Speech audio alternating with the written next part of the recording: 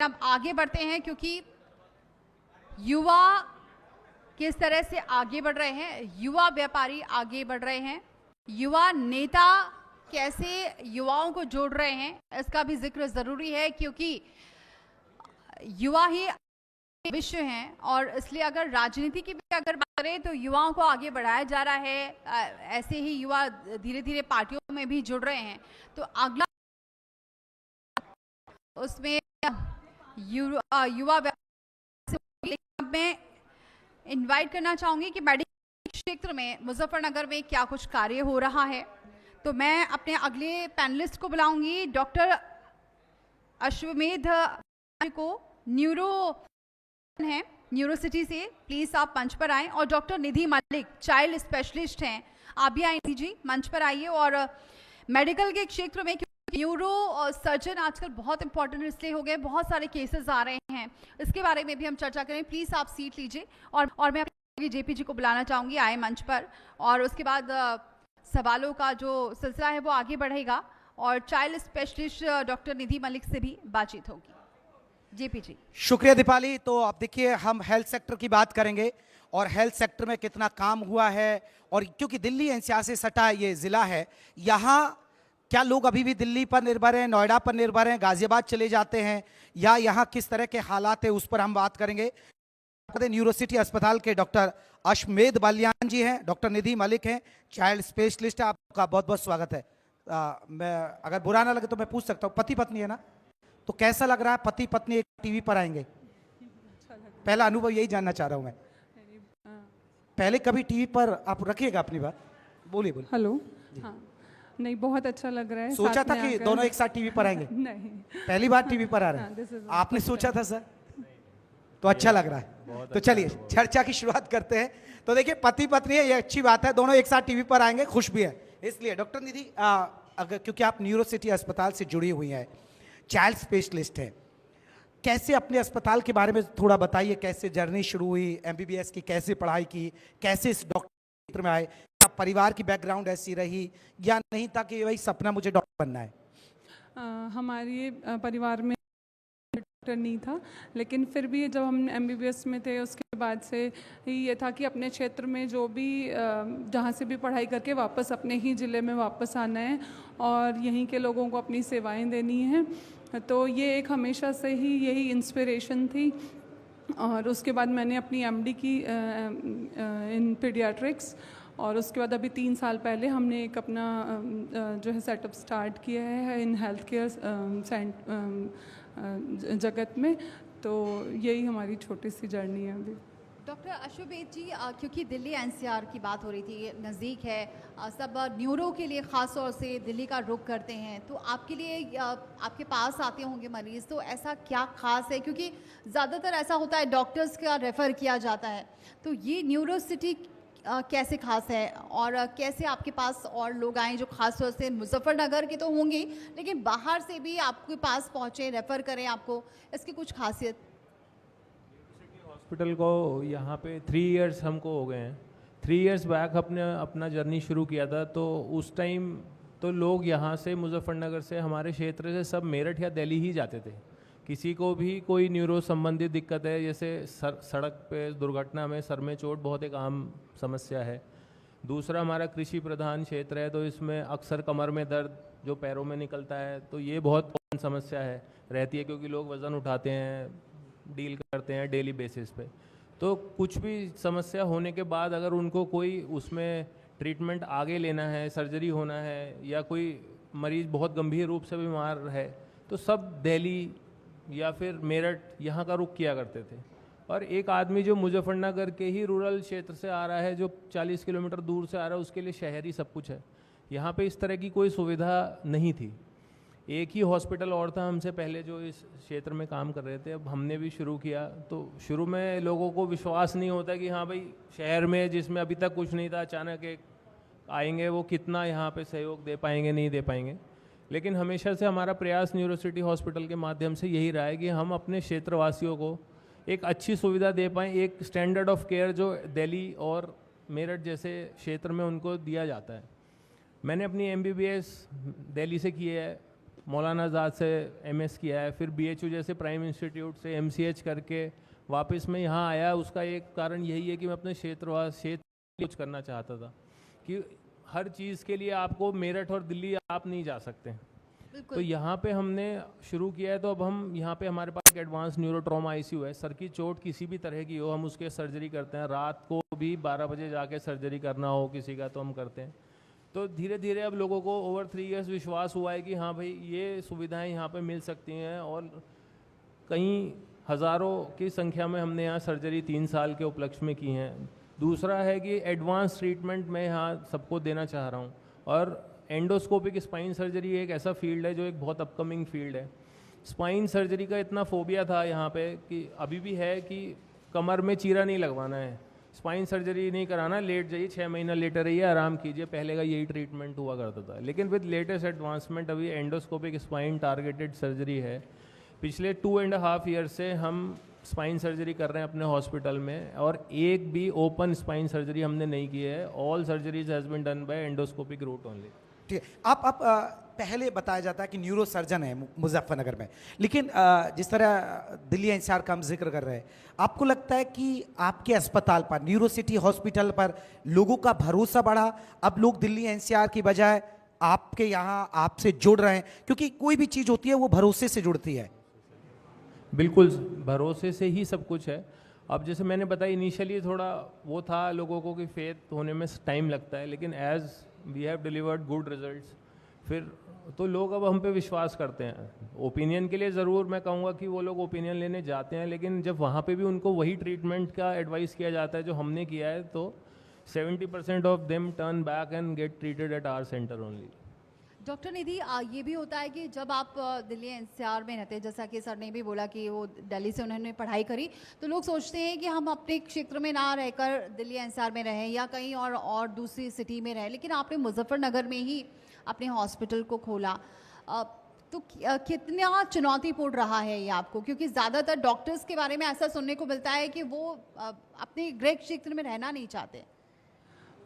यहाँ पे हमने जब स्टार्ट किया था तो हमने शुरू से ही हमने अपने जो हमारी नर्सरी है जिसमें हम नीकू जो हमारा सेंटर है उसको हमने आयुष्मान से भी संबंधित किया है, भी ऐसे समाज का जो ऐसा वर्ग है जो उतना अफोर्ड नहीं कर सकता है वो भी आकर अपने बच्चों का इलाज कर सके। और हमारी जो नर्सरी है वो बिल्कुल टर्शरी केयर सेंटर की तरह ही है, उसमें वेंटिलेटर्स हैं, सारी जो भी रेस्पिरेटरी सपोर्ट के लिए जो भी इक्विपमेंट्स चाहिए वो पूरी तरह से वेल इक्विप्ड है। तो पहले जो पेशेंट्स थे ऐसे कि उन्हें लगता था कि अगर बच्चा एक बार वेंटिलेटर पर चला गया तो उन्हें कई बार अपनी ज़मीन बेचनी पड़ती थी या फिर जो भी संसाधन थे उनको रखना पड़ता था ताकि वो बच्चों का इलाज करा सकें। तो आयुष्मान के माध्यम से भी ये संभव हो पाया है कि हम ऐसे पेशेंट्स को भी अब ट्रीट बहुत बिना किसी आयुष्मान को लेकर लोग जागरूक हैं बहुत सारे। अब तो हमारे पास इनिशियली तो बहुत कम पेशेंट्स थे आयुष्मान वाले, लेकिन जैसे जैसे लोगों में पता चल रहा है लोग आ रहे हैं और अपना आयुष्मान से पूरा ट्रीटमेंट करा के जा रहे हैं। और वो सर्विसेज जो बहुत ही महंगी हैं, अगर वेंटिलेटर की आप बात करें तो बहुत ही कॉस्टली पड़ता है एक दिन का खर्चा वेंटिलेटर पे अगर कोई पेशेंट होता है, क्योंकि उसकी बहुत सारी मॉनिटरिंग डिवाइसेस होती हैं साथ में। तो वो सब भी आयुष्मान के अंतर्गत बिल्कुल फ्री है, उसमें सारी मेडिसिन्स भी गवर्नमेंट की तरफ से फ्री होती हैं। तो पेशेंट्स बहुत ही खुश रहते हैं, उनके बच्चे ठीक हो जाते हैं।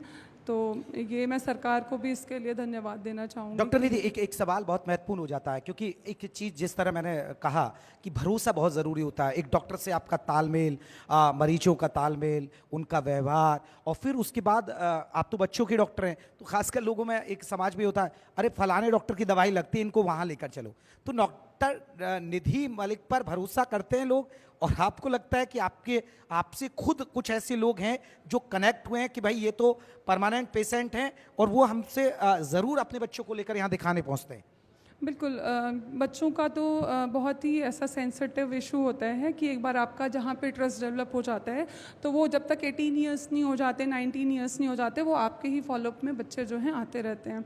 तो शुरू में ऑफ कोर्स सबको लगता है नया डॉक्टर है तो सब एक्सपीरियंस डॉक्टर्स के पास जाना वो करते हैं, प्रेफर करते हैं, लेकिन एक बार आपके पास पेशेंट आ जाता है तो फिर वो जो है वो हमारी फॉलोअप में आता रहता है। डॉक्टर निधि, मेरा सवाल आज अभी आजकल के सोशल मीडिया को लेकर भी है, क्योंकि हम इंस्टाग्राम देख रहे हैं, बहुत सारे सोशल मीडिया पर बहुत सारे डॉक्टर्स आ गए हैं, ख़ास तौर से जो चाइल्ड स्पेशलिस्ट हैं। वो बहुत सारी टेक्निक्स बताते हैं, बहुत सारी दवाएं बताते हैं, बहुत सारी ऐसी घरेलू नुस्खे भी बताते हैं, और जो हमारे दादी नानी भी अपनाते आए हैं वो भी लोग करते थे, लेकिन वो उनको गलत बताते हैं। सपोज़ करिए, एक छोटा सा एग्जांपल है, काजल का ले लीजिए। डॉक्टर मना करते हैं, कुछ लोग कहते हैं हाँ।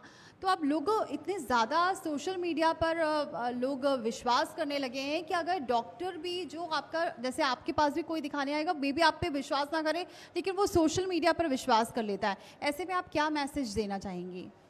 मैं आपको अपने सारे ही जो पेशेंट्स होते हैं उनको मैं हमेशा यही बोलती हूँ कि ऐसा नहीं है कि पुराने जो चीज़ें हैं वो सारी ही ख़राब हैं और सारे न्यूअर जो चीज़ें हैं वो सारा ही बहुत अच्छा है, ऐसा नहीं है।